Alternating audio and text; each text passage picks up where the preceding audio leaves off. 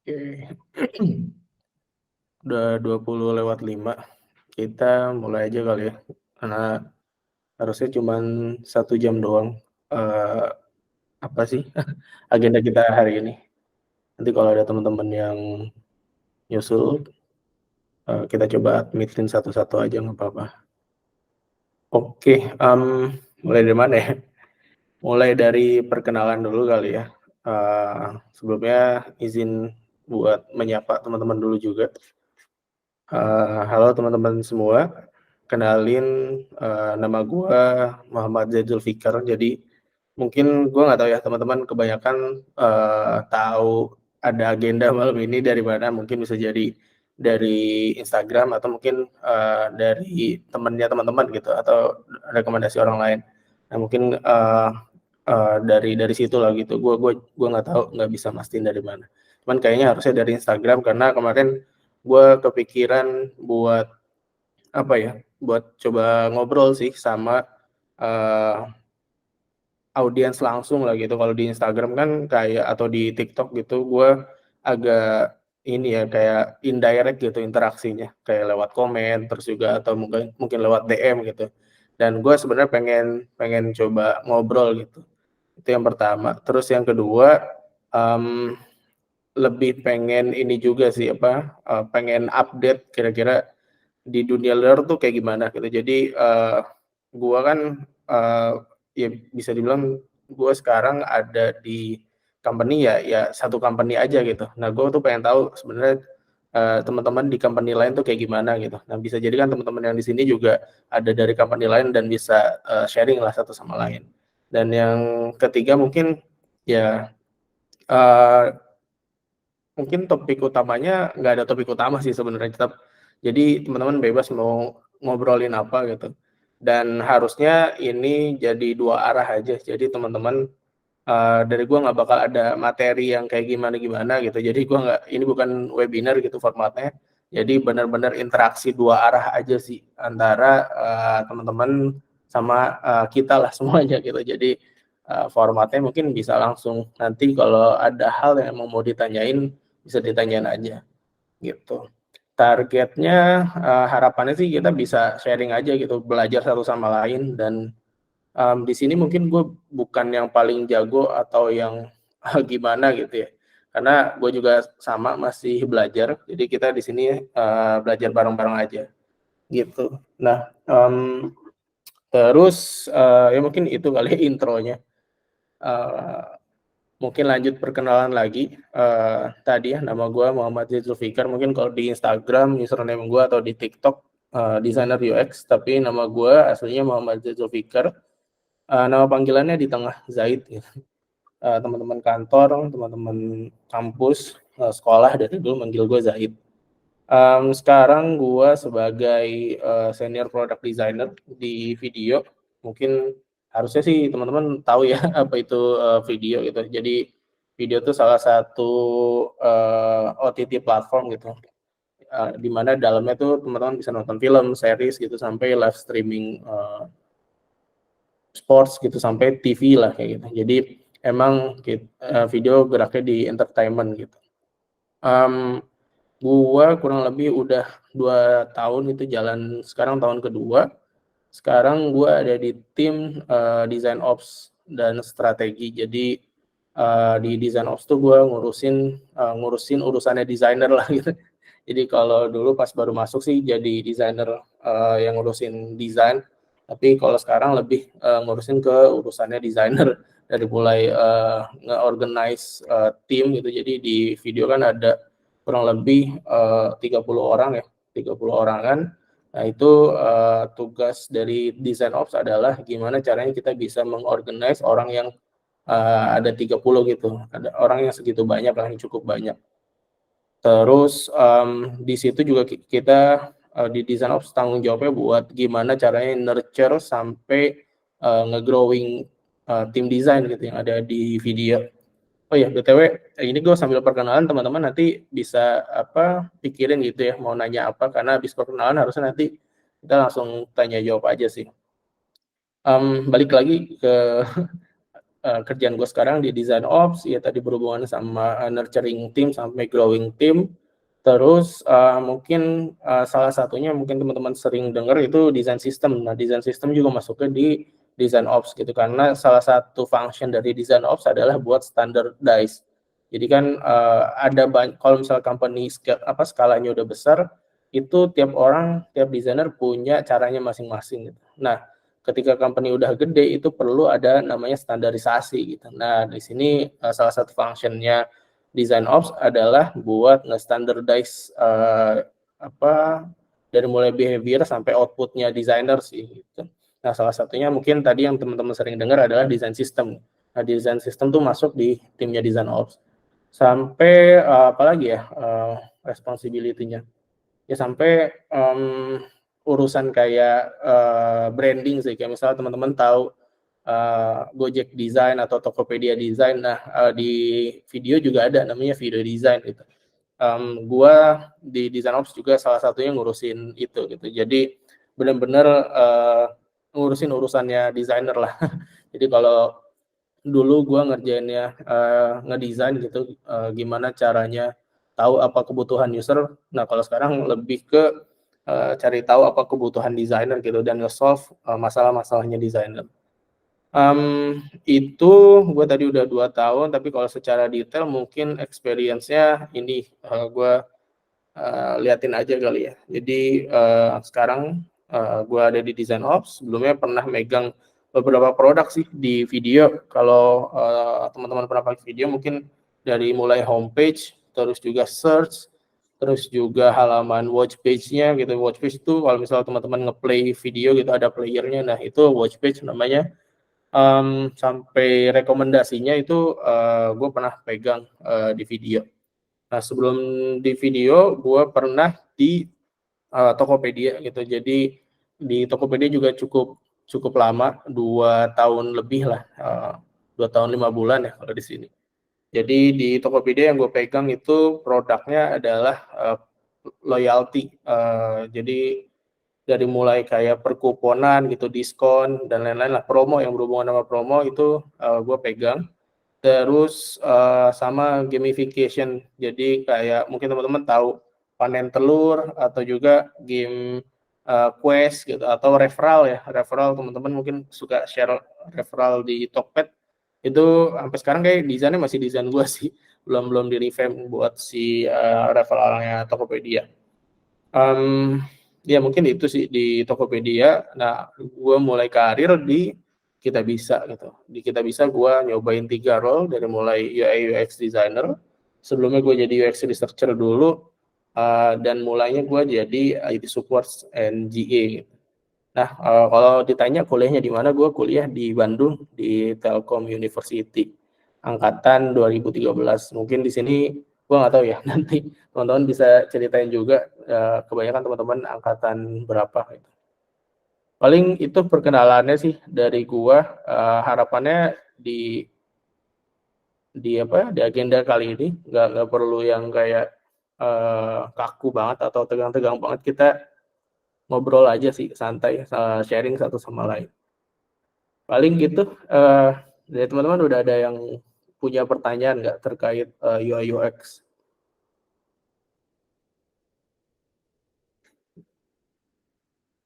Kalau nggak ada yang nanya, agendanya bubar. Karena dari gua emang nggak nyiapin materi yang gimana sih. Kita nyantai aja buat ngobrol satu sama lain.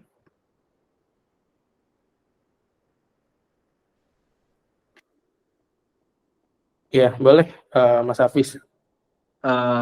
Bang mau nanya bang, sebelumnya perkenalan dulu bang yang apa bang ya? Iya, boleh. Kenalin, nama saya Hafiz Muhammad Iqbal bang. Sekarang kuliah angkatan 2021 berarti. Oh, oke.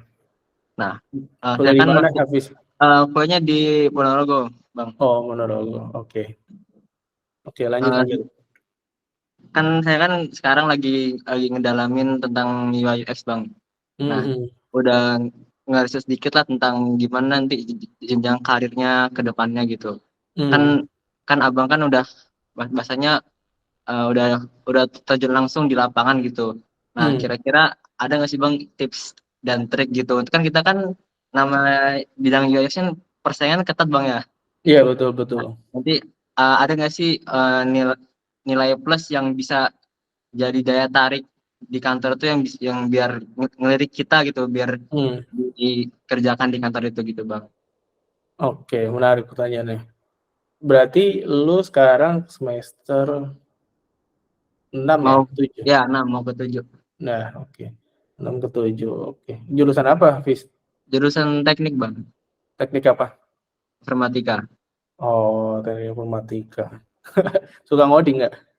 Iya sih. Sekarang emang lagi kan kemarin ngikut juga program dari Bangkit Kampus Merdeka gitu, MICB, Oke. Di mana tuh? megang megang Android kan. Hmm. Emang tapi sebelum itu kalau Android itu memang baru terjun pas kemarin ini acara apa MCB. Cuman sekarang kalau UI emang sukanya udah suka tuh dari semester 3 sih Bang. Oke. Pas MSIB magang di mana tuh? Itu studi independen Bang. Sorry, studi independen tuh apa? Studi independen tuh kayak kita kita belajar mandiri gitu dari dari platform yang ngasih itu kan kalau aku kan itu Bangkit ininya programnya ya ininya tuh sama decoding Bang. Oh, di coding. Oke. Jadi nanti Oke. yang apa yang kayak panitianya tuh Bangkit. Nah nanti kita belajar Android itu dari learning pad yang ada di decoding gitu. Itu Oke. selama 5 bulan dan bisa dikonvers ke KRS gitu Bang. Hmm. Oke, oke. Oke. Berarti tadi kalau balik lagi pertanyaannya gimana caranya supaya bisa bersaing gitu ya Ya Bang. buat jadi UX designer. Menarik. Oke, gue coba jawab ya. Dari mana ya jawabnya? Um, Mulai dari ini dulu kali ya. Gimana kondisi marketnya sekarang gitu. Jadi bisa dibilang kalau UI UX sekarang marketnya emang lagi dikit banget gitu ya, buat lowongannya. Jadi kalau gue ngerasain banget sih dulu, gue tuh di LinkedIn nggak perlu apply banyak yang nawarin. Jadi ada aja tuh recruiter yang nawarin seminggu adalah satu itu yang nawarin. Jadi sebulan tuh bisa banyak gitu yang nawarin buat jadi UI UX designer di mana gitu. Ada aja offer di LinkedIn. Nah gue emang ngerasain banget di tahun 2022 lah ya setelah ada Tech Winter masuk ke 2023 akhir 2022 kalau nggak salah Tokped tuh layoff 2022 November gitu. Nah setelah itu tuh gue ngerasain emang sampai sekarang agak dikit gitu marketnya dan gue juga kalau jadi fresh graduate kayaknya emang agak sulit gitu buat bersaing di market. Nah tapi sebenarnya sulit tuh bukan berarti nggak bisa gitu kan ya, tetap ada aja gitu jalannya. Dan kalau gue sendiri menganggap di setiap era tuh emang ada challenge-nya masing-masing sih. Jadi kalau sekarang bisa dibilang ada banyak banget desainer gitu ya, atau orang yang mulai beli dirinya sebagai UI UX designer itu ada banyak banget sekarang mungkin jumlahnya ribuan gitu atau mungkin puluhan ribu atau gue nggak tahu mungkin pokoknya banyak lah. Nah challenge-nya emang sekarang gimana caranya kita bisa bersaing dengan orang lain.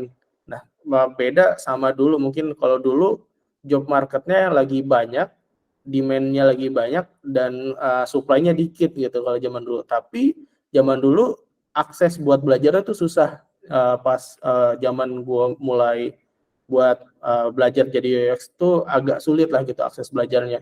Nggak sebanyak sekarang. Sekarang kan kita bisa banyak ya. Mungkin teman-teman uh, influencer atau content creator yang di follow terkait UI UX juga mungkin banyak gitu, nggak cuma satu orang. Nah zaman dulu tuh agak sulit gitu. Nah jadi gue percaya emang eranya tetap di masing-masing era tuh challenge-nya beda-beda gitu. Jadi kalau balik lagi ke masa sekarang marketnya kayak gimana ya emang lagi sulit gitu.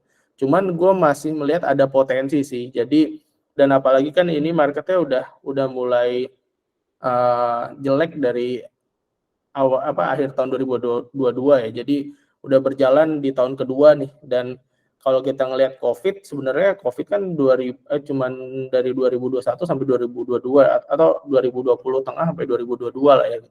Jadi krisisnya tuh 2 tahun. Nah, gue ngelihatnya juga kayaknya harusnya market di tech industri harusnya juga, perkiraan gue sih harusnya nggak jauh beda gitu sama krisis COVID kemarin. Jadi mungkin selama 2 tahun sampai 2023 mungkin setelah pemilu 2024 setelah pemilu harusnya marketnya jadi lebih gede lagi gitu. Jadi potensinya harusnya masih ada, dan apalagi kalau yang gue lihat sekarang untuk posisi intern itu ada banyak banget, dan gue selalu mengencourage buat orang yang pengen jadi UI UX dari fresh graduate itu coba dulu di intern gitu. Kenapa? Karena ketika kita ada di ada di bidang edukasi gitu atau baru belajar teori doang dan mau terjun ke lapangan, itu tuh sebenarnya ada gap gitu antara dunia pendidikan sama dunia kerja.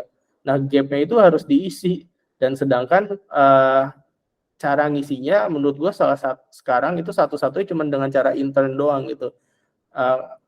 Dengan cara intern kita bisa ngisi gap itu buat tahu gimana sih nanti kerja sebagai full time UX designer gitu. Nah, mungkin selain dengan intern mungkin bisa juga kita ikut join kayak freelance dari projectnya teman gitu atau projectnya dosen, itu juga mungkin bisa.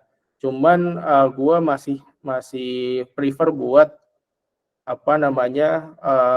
mengencourage teman-teman yang mau mulai jadi UX tuh buat intern dulu gitu. Jadi tadi karena ada gap antara dunia pendidikan sama dunia kerja, kita bisa coba intern dulu buat mengisi gap informasi yang tadinya kita nggak ketahuin di dunia pendidikan, dan kita setelah intern jadi siap gitu buat jadi full time. Nah, manfaatnya sebenarnya dari intern tuh nggak cuma ngisi gap itu.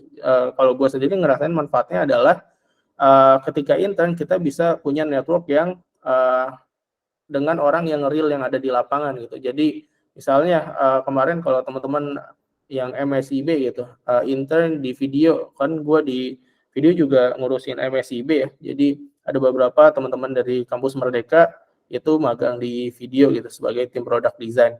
Nah, ketika magang sebagai product design kan bisa kenal tuh langsung sama head of produknya, bisa kenal langsung sama chief produknya, dan itu network yang value-nya mahal sih menurut gue, dan caranya cuma bisa didapetin lewat intern gitu. Dan menurut gue value-nya intern tuh di situ sih. Jadi itu mahal banget. Kalau gue sendiri dulu memulai karir itu juga dengan intern sih. Jadi waktu itu kan gue bisa dibilang lulus IPK pas-pasan. Gue jurusan informatika itu, terus gue nggak suka ngoding.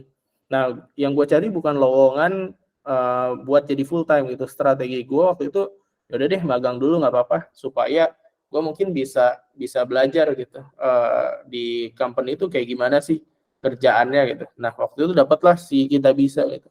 Dan karena perusahaannya kecil, gue jadi bisa tahu lebih banyak hal gitu dibanding gue intern di perusahaan yang besar. Karena ketika perusahaan yang kecil orangnya tuh nggak banyak kan ya, dan karena orangnya nggak banyak, satu orang bisa ngerjain banyak hal gitu. Dan termasuk gue pas di Kita Bisa, gue ngerjainnya waktu itu sebenarnya role gue IT support, tapi karena gue bisa kenal sama UI UX designernya, gue bisa kenal sama UX research-nya, jadi gue bisa reach out orangnya langsung gitu buat belajar, dan sedikit-sedikit gue minta buat kayaknya gue bisa deh buat ngerjain ini gitu. Nah, itu juga memungkinkan sih kalau di company yang kecil gitu. Jadi gimana caranya buat stand out itu mungkin pertama harus ada experience, dan experience itu mungkin bisa didapetin dari intern gitu. Jadi kalau gue sih mengencourage teman-teman buat intern dulu, karena ketika gue ngelihat CV orang, misalnya gue butuh fresh graduate gitu ya buat di video gitu, dan pasti gue ngelihatnya experience-nya dulu sih dibandingin sama orang yang lain gitu. Misalnya udah ada yang pernah intern di tiket.com gitu, sama ada orang yang belum pernah intern gitu, gue pasti akan coba panggil yang intern dulu gitu, karena paling nggak gue nggak ngajarin dari awal gitu, atau company nggak ngajarin dari awal. Jadi ketika join udah bisa kerja langsung lah gitu, dibanding orang yang mungkin belum ada experience kerjanya dan baru belajar mungkin lewat bootcamp atau lewat YouTube atau lewat manapun lah gitu, dan belum ada experience langsung. Dan ya gue lebih prefer buat ngambil yang udah pernah intern gitu. Jadi cara stand out-nya mungkin satu tadi lewat intern, terus apalagi ya? Yang kedua kalau gue sekarang kan bisa dibilang gue juga salah satu orang yang dituntut harus bisa stand out juga ya, karena kan tadi UX designer nggak cuma gue doang nih gitu. Di Indonesia ada banyak banget UX designer, apalagi yang levelnya masih di bawah lead lah gitu, masih associate atau level middle atau level senior tuh banyak banget gitu di Indonesia. Nah, gimana caranya gue bisa stand out? Gue melakukan hal yang berbeda daripada orang lain gitu. Jadi sebenarnya gue terinspirasi dari Panji Pragiwaksono sih. Jadi buat jadi stand out itu nggak perlu jadi lebih baik daripada orang lain. Jadi karena kalau kita mau jadi lebih baik dari orang yang paling jago gitu di Indonesia agak susah gitu. Karena kan ketika kita mau jadi orang yang lebih baik dari orang A, pasti ada orang B yang jauh lebih baik gitu. Dan itu nggak ada habisnya gitu kalau mau jadi orang yang lebih baik. Nah, dari Panji tuh bilang kalau kita mau stand out nggak perlu jadi yang lebih baik, tapi jadi orang yang lebih beda gitu, sedikit lebih beda lebih baik daripada sedikit lebih baik. Itu yang Panji bilang. Jadi gue ngambil apa ya, ngambil itu jadi pedoman gue gitu. Jadi yang gue lakuin sekarang walaupun market lagi jelek gitu, gue tetap ngelakuin hal yang berbeda dari orang lain gitu, supaya tujuannya ketika nanti marketnya udah bagus, gue bisa nih buat ambil opportunity di tempat lain gitu. Jadi yang gue lakuin mungkin kalau senior UI UX, senior product designer yang lain nggak ngelakuin bikin konten atau nggak jadi konten kreator, gue jadi konten kreator gitu. Atau memulai lah paling nggak, walaupun follower gue masih dikit gitu.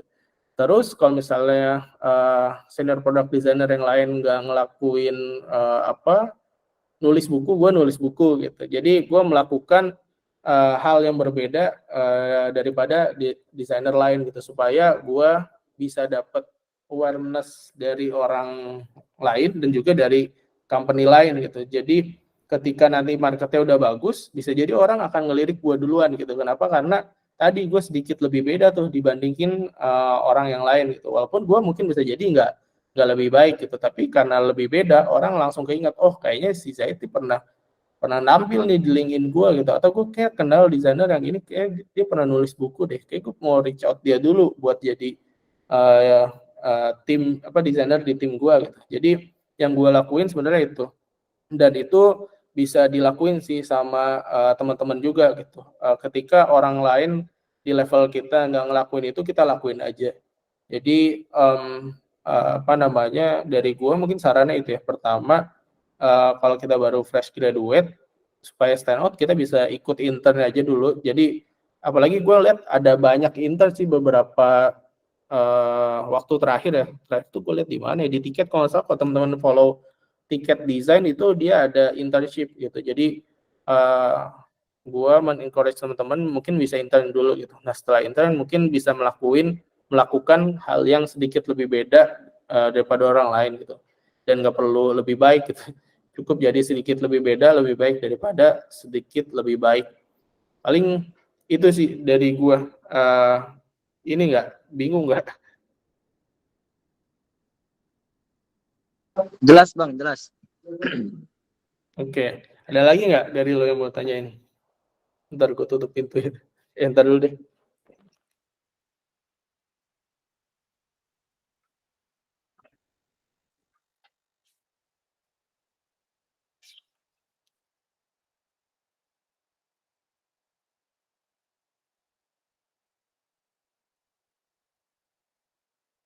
Ada lagi nggak, Mas Hafiz? Atau teman-teman yang lain juga boleh sih. Connect LinkedIn nggak apa bang ya? Kenapa? Connect LinkedIn, Abi. Oh, boleh, boleh. Nanti tak ini.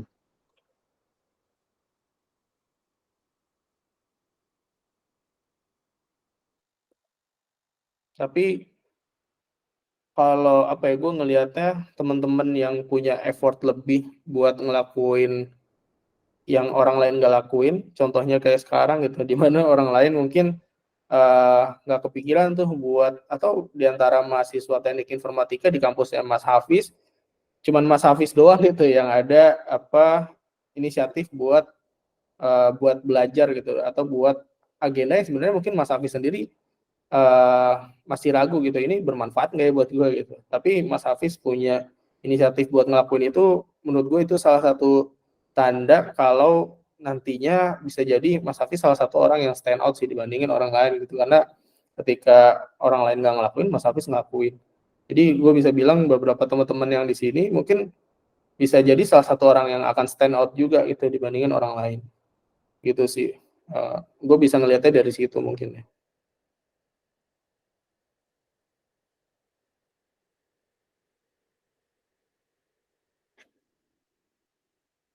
Oke, ada lagi nggak dari teman-teman? Thank you Mas Hafiz pertanyaannya. Boleh Mas Indra.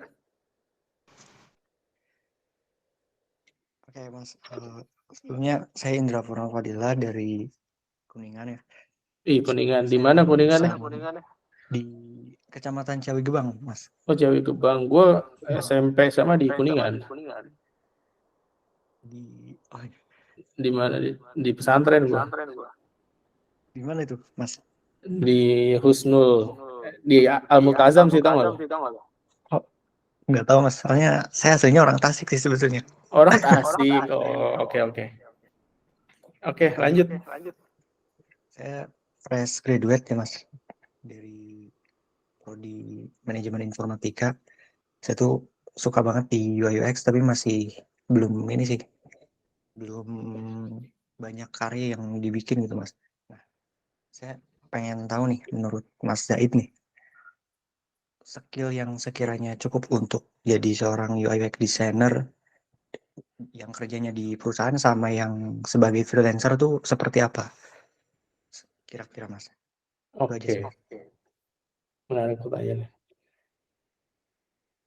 Apa perbedaan skills yang dibutuhkan antara sebagai freelancer sama kerja di perusahaan ya? Kalau ini sebenarnya dari gue sendiri, freelance tuh seumur hidup baru dapat satu gitu, dan itu pun freelance yang gue dapat adalah dari temen. Jadi teman gue punya temen, dia dapat project dari sebuah perusahaan karena dia engineer, teman gue engineer dan butuh desainer, waktu itu dia ngontak gue gitu. Jadi, dan itu satu-satunya freelance yang gue dapat. Dan mungkin skillsnya emang bisa jadi beda banget ya antara ketika kita di company dan juga ketika kita jadi freelance gitu.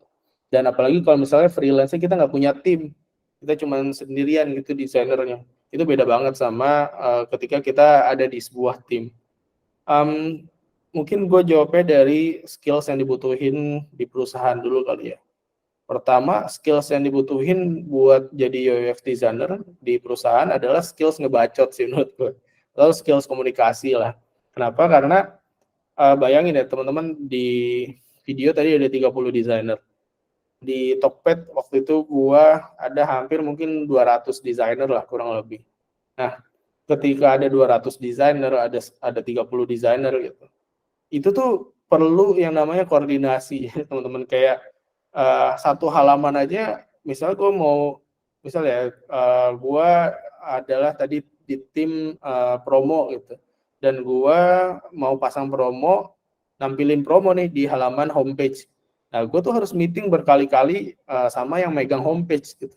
Dan desainernya tadi ada banyak banget gitu, ada 200-an, dan yang megang homepage bisa jadi ada 5 orang gitu.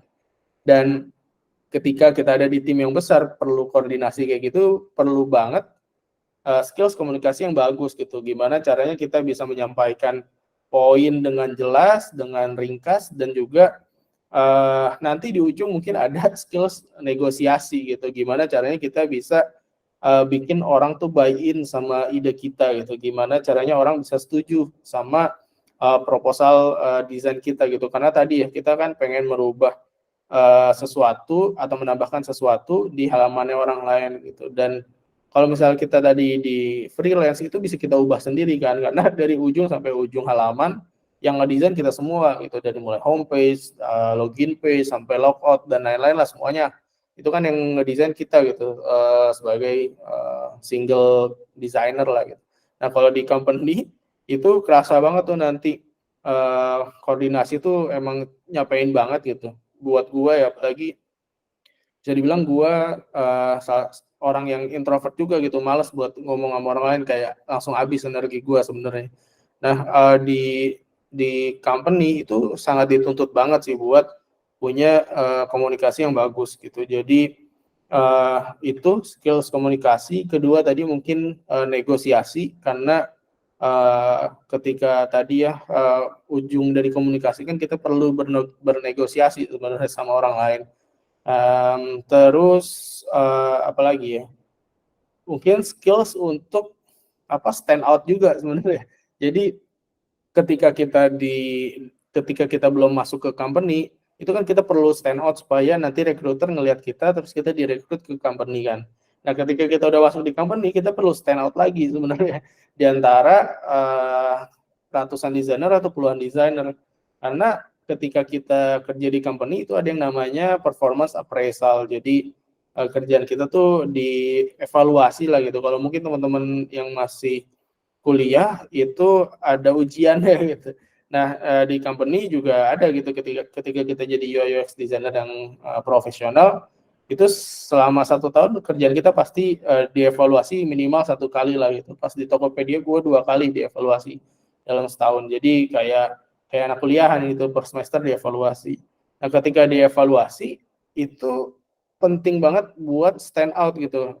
Stand out dalam artian gimana ya ilustrasinya gini. Jadi lu bayangin ada ratusan desainer nih, dan dari ratusan desainer mungkin ada puluhan design leader, ada design manager lah atau leader gitu. Ada dari ratusan desainer ada puluhan design manager. Nah di atas manager itu ada VP atau head gitu biasanya satu. Nah ketika kita mau dievaluasi, kita itu akan divalidasi dengan leader lain atau manajer lain gitu, atau yang paling ujung sebenarnya kita akan divalidasi sama head kita atau vice president kita gitu. Jadi paling enggak kita bisa nampilin diri kita ke manajer lain dan juga ke head kita atau VP kita gitu. Jadi dan itu skills yang perlu yang diperlukan adalah skills gimana supaya bisa stand out gitu. Jadi di company juga perlu stand out gitu. Mungkin kalau teman-teman suka ngelihat parodi-parodi orang ngejilat atau apa gitu, atau politik di perusahaan, nah itu juga salah satu skills yang penting menurut gue buat teman-teman yang pengen nanti kerja di company lah. Apalagi ya, mungkin itu dulu kali buat di company. Lanjut ke yang freelance. Kalau yang freelance pertama yang gue rasain adalah manajemen waktu sih. Jadi ketika kita dapat project, itu kan orang ekspektasinya mereka cuma nentuin di sini harus sudah selesai gitu. Let's say 3 bulan lagi harus selesai. Nah ketika 3 bulan harus selesai, itu yang pertama kali harus di manage adalah waktu. Gimana cara kita bisa ngerjain sesuai dengan requirement yang udah dikasih, dan kita bisa ngebagi waktunya. Karena kalau misalnya kita freelance, itu tuh godaannya emang di diri sendiri sih. Jadi kayak agak males gitu buat ngerjainnya, karena mungkin masih panjang gitu waktunya.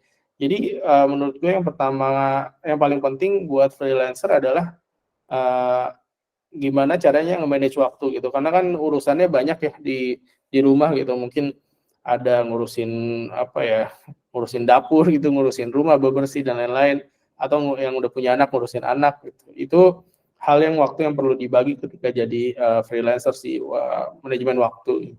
Terus yang kedua, kalau emang kita berjuang sendiri buat nge-freelance, itu kan perlu portfolio gitu. Nah, sebenarnya skills ngebuat portfolio yang bagus itu juga dibutuhin sih. Dan gua sebenarnya nggak punya skills itu, karena gua dapetin klien buat freelance itu dari network. Jadi dari temennya teman gitu. Dan mungkin nyambung ke skill selanjutnya kali ya, setelah portfolio mungkin skills buat networking gitu. Jadi gimana caranya kita bisa kenal lebih banyak orang gitu. Mungkin kita bisa kenal sama orang lain lewat LinkedIn atau platform-platform buat freelancer lah gitu. Mungkin gue juga nggak familiar, ada beberapa sih yang mungkin teman-teman tahu ya. Gue lupa lagi.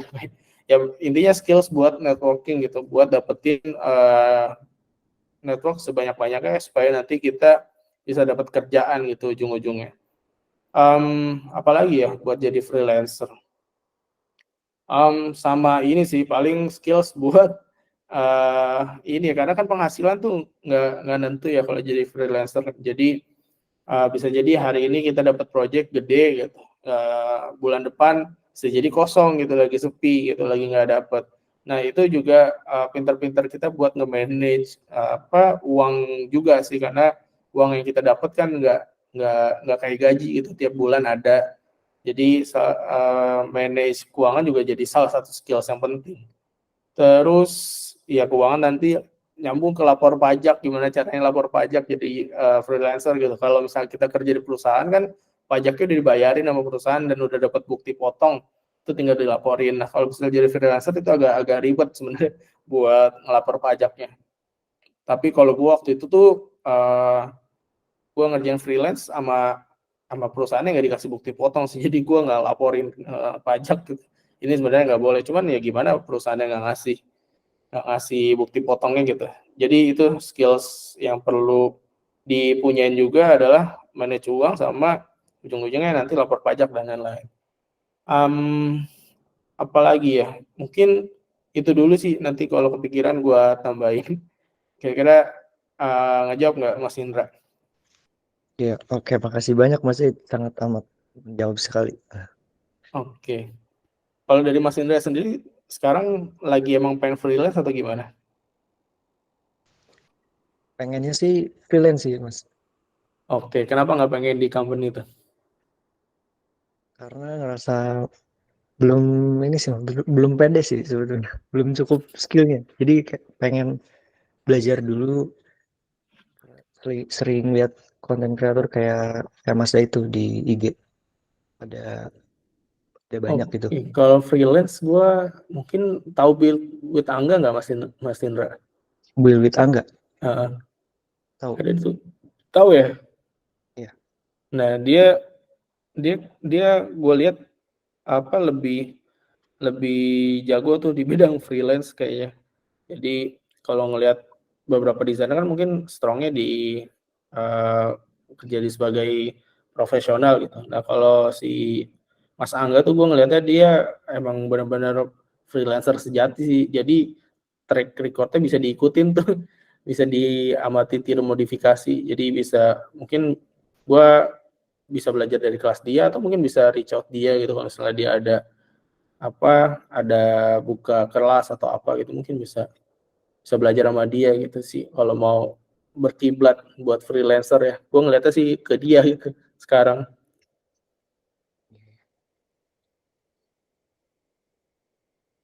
Oke, thank you Mas Indra. Dari teman-teman yang lain ada yang mau ditanyain mungkin?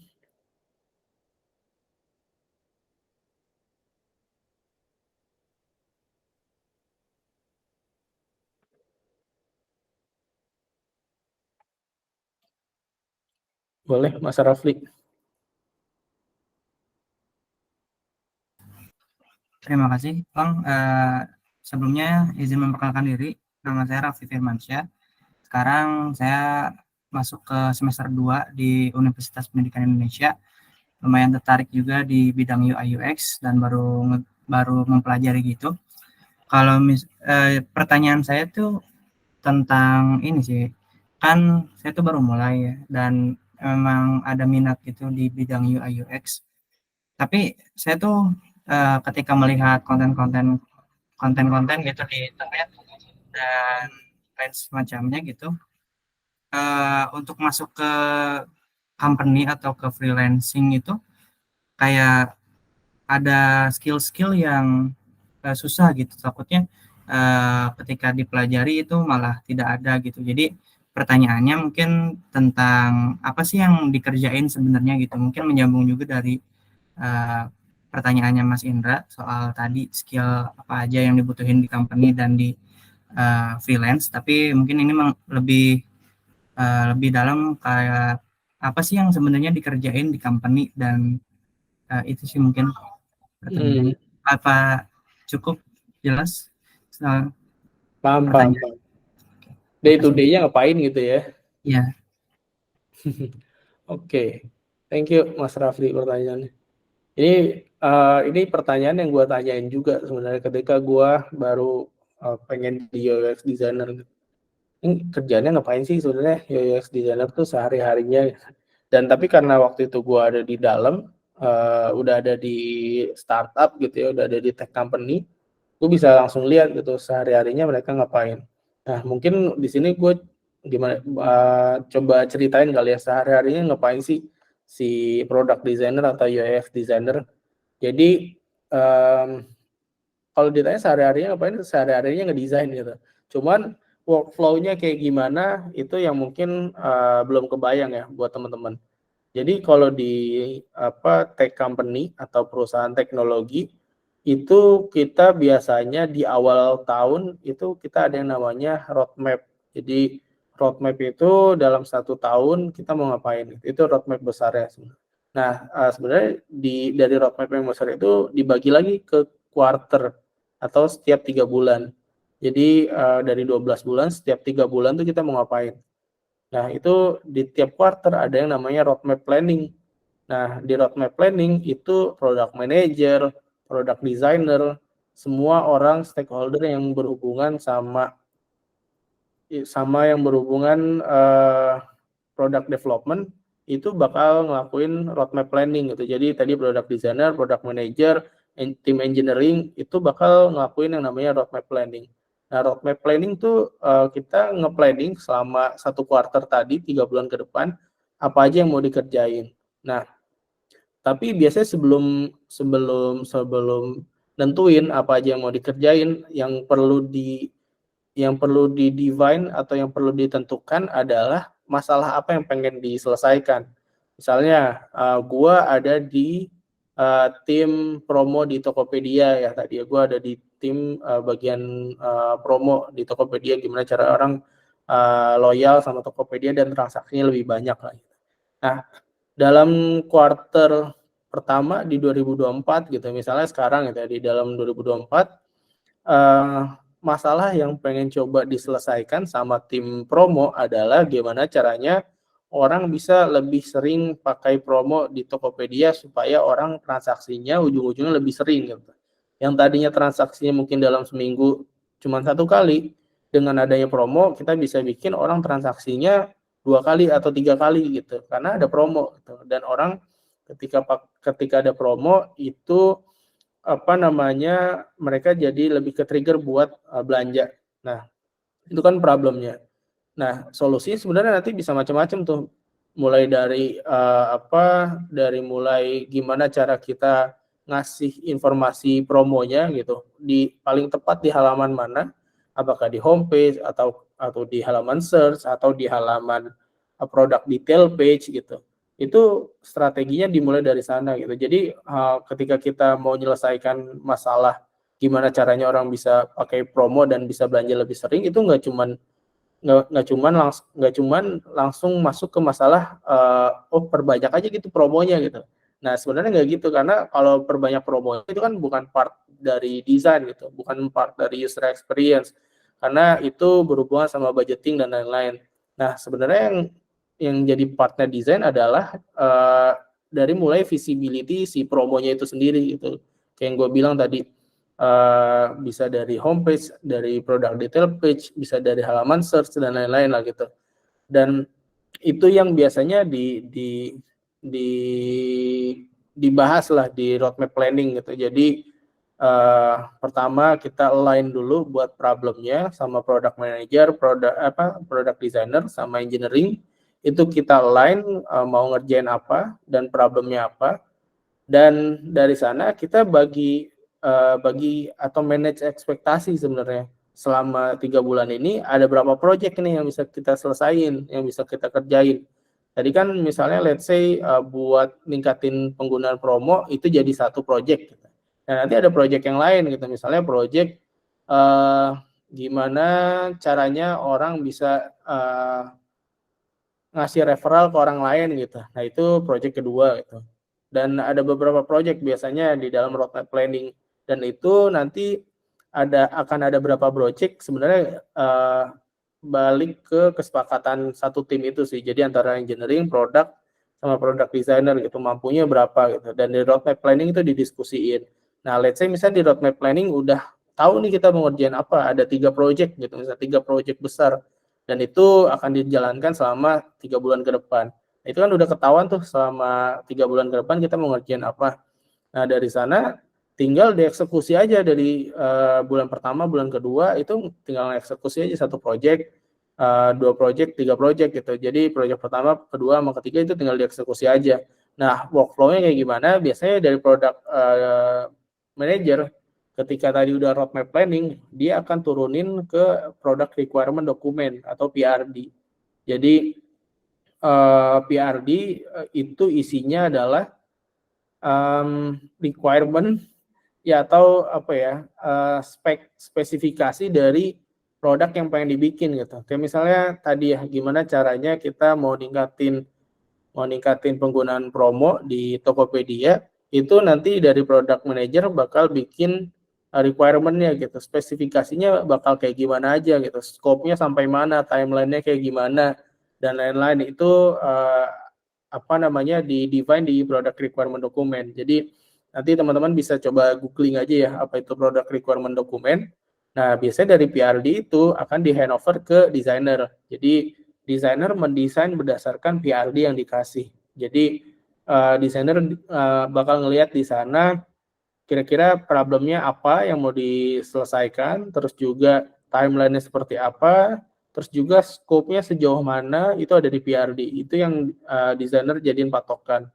Nah, dari sana desainer bikin desainnya deh tuh, bikin desainnya, terus beberapa hal yang perlu dilakukan sama desainer kayak ya mulai dari bikin wireframe-nya, bikin UI-nya, sampai bikin prototype-nya, sampai kalau perlu di usability test, di tes dulu ke user, dilakuin tuh selama timeline tertentu lah yang udah ditentuin di PRD itu.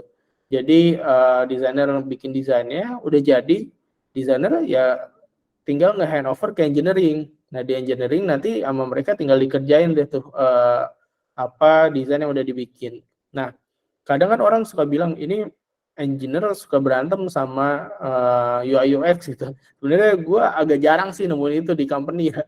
Cuman gue nggak tahu jokes itu di internet tuh cukup kuat gitu.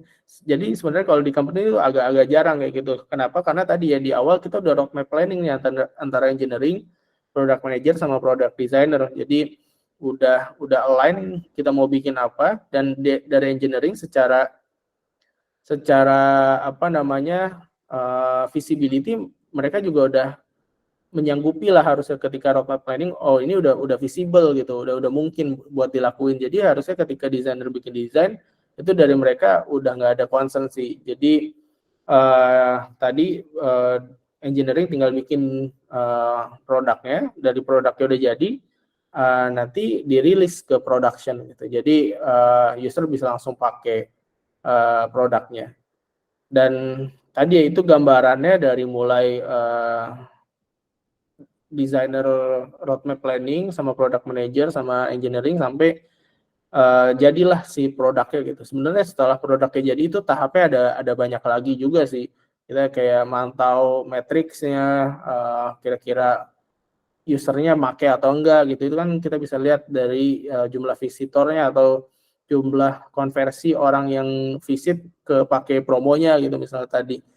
Jadi sebenarnya setelah itu ada fase monitoring juga gitu, dan setelah monitoring nanti ujung-ujungnya ada lagi yang perlu diimprove sebenarnya, dan itu bakal jadi consideration untuk improvement di quarter selanjutnya.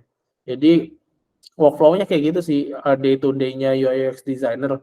Kalau kerjaan utamanya tadi ngedesain ya. Cuman tadi tuh karena workflow-nya banyak, prosesnya banyak ya tadi skills-nya yang dibutuhin ya itu komunikasi lagi ujung-ujungnya, negosiasi lagi gitu. Jadi kayak gitu sih paling Mas Rafli.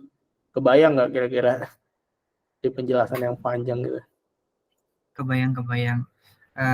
Mungkin untuk workflow-nya itu di awal tahun tuh pasti bikin roadmap planning dulu dan ngecek di setiap quarter time sama nentuin dulu masalah yang akan dipecahkannya apa gitu ya.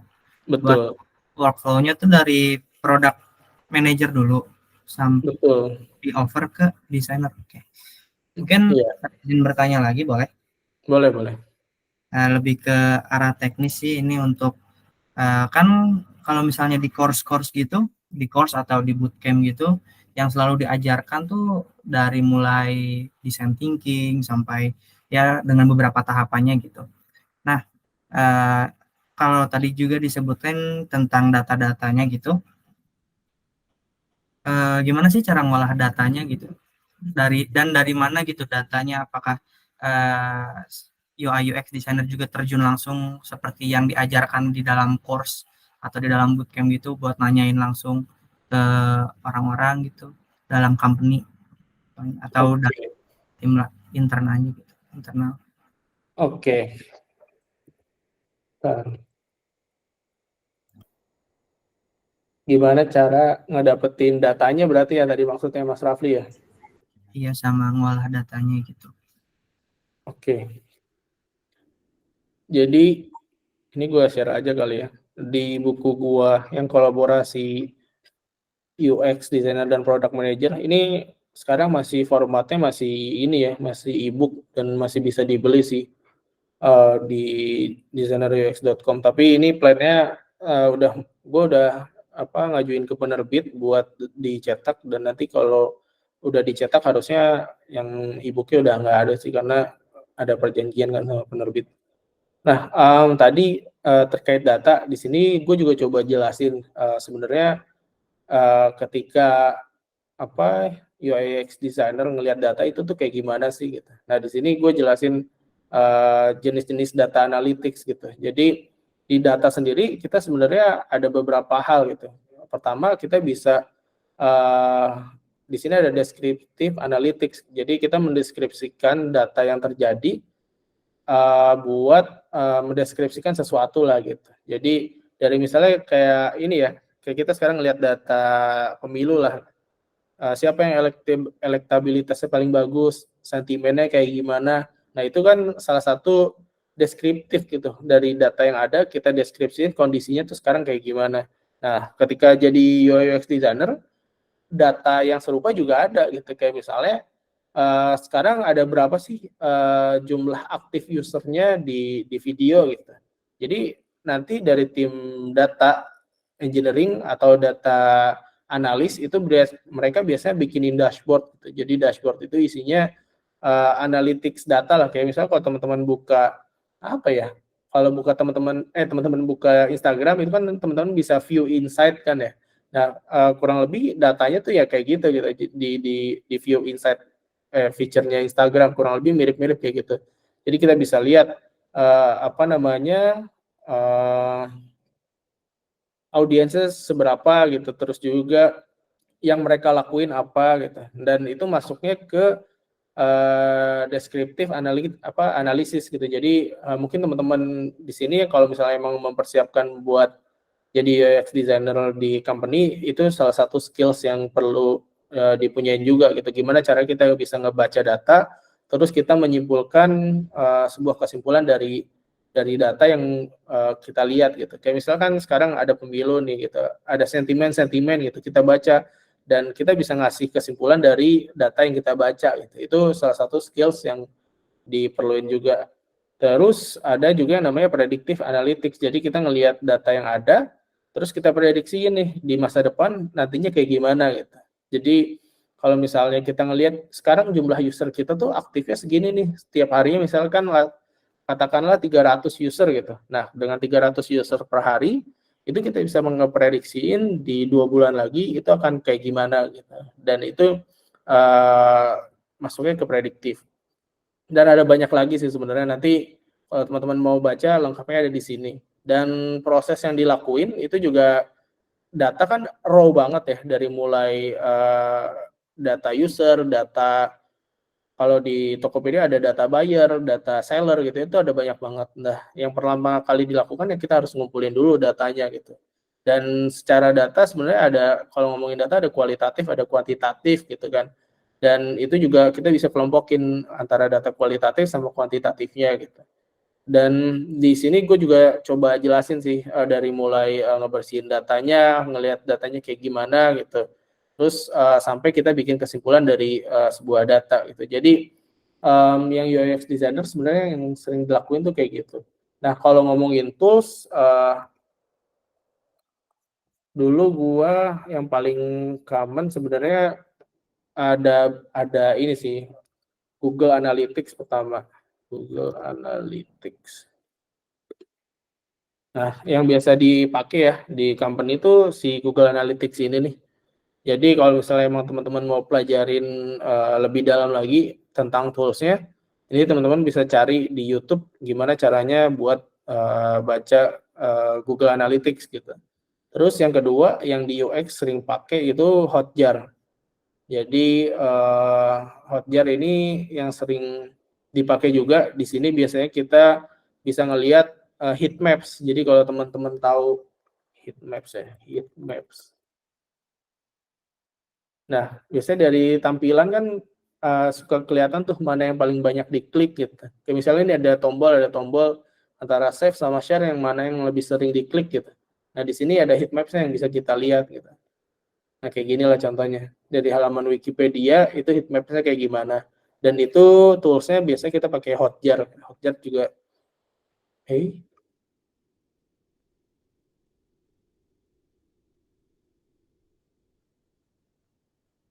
Nah, Hotjar. Jadi itu juga suka dipakai. Terus juga Crazy Egg.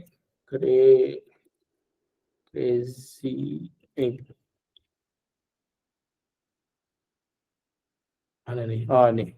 Kalau di video kita pakainya ini nih, Crazy Egg. Jadi ini mirip-mirip sama Hotjar sebenarnya, cuman beda brand aja. Jadi secara tools mirip-mirip. Nah, mungkin itu sih kalau misalnya datanya didapat dari mana? Bisa didapat dari itu tadi Google Analytics, terus juga bisa didapat dari Hotjar atau juga dari Crazy Egg gitu. Atau mungkin nanti tiap company sebenarnya beda-beda sih buat tools-nya gitu. Tergantung ke perusahaannya masing-masing. Jadi paling itu sih yang bisa gua sampaikan. Kira-kira menjawab nggak? Sangat menjawab, Bang. Terima kasih. Oke. Thank you, Mas Rafli. Udah jam 9 sebenarnya, guys. Mungkin terakhir nggak apa-apa deh. Ada pertanyaan nggak terakhir? Nutup.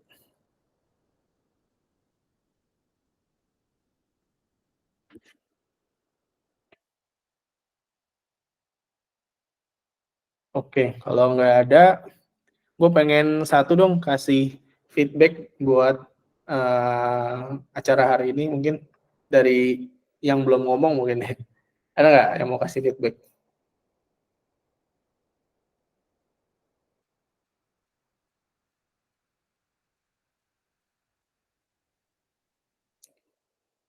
Kalau nggak, gue tunjuk aja minta tolong deh.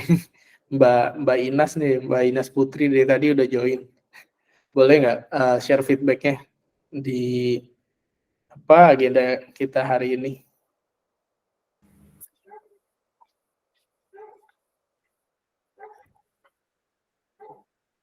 Halo Kak, Halo. suaranya masuk ya? Masuk. Oke. Sorry banget kayaknya mungkin aku tadi join tapi agak telat gitu. Jadi nggak full dengerin semua sih. Oke. Kira-kira ada feedback nggak, Mbak Inas, buat agendanya gitu? Mungkin kedepannya kalau ada lagi kayak gimana gitu. Gitu. Kalau dari aku sih keren sih Mas, maksudnya bisa saling sharing gitu dari langsung gimana dunia apa namanya di company ataupun di freelance kayak gitu sih. Mungkin bisa nambah temen gitu Kak, biar nanti bisa dapat sudut pandang yang beda gitu. Kalau Oh, dari oke. aku, Invite orang lain gitu ya. iya, biar Oke, ada banyak insight gitu. oke, menarik. Oke, nanti gue coba kali ya kalau ada waktu lagi bisa bikin sesi kayak gini lagi. Gue coba ajak orang lain gitu. Sebenarnya kalau ngajak PM bisa juga gitu karena kebetulan istri gue PM. Nanti bisa gue ajak juga kalau mau ngomongin kolaborasi UX sama PM juga bisa. Nanti gue coba setup waktunya aja sih. Paling ya udah gitu aja sih dari gue. Udah jam 9. Thank you banget buat teman-teman yang udah join. Semoga hari ini bisa sesi ini bisa bermanfaat lah, baik buat gue sendiri dan juga buat teman-teman semua yang join di sini. Dan nanti kalau misalnya masih ada yang mau ditanyain gitu, boleh tanya aja di Instagram. Nanti kalau sempat waktunya gue juga coba bisa bales. Paling gitu aja teman-teman. Thank you waktunya. Sampai jumpa lagi semuanya. Thank you. Thank you Bang. Thank you.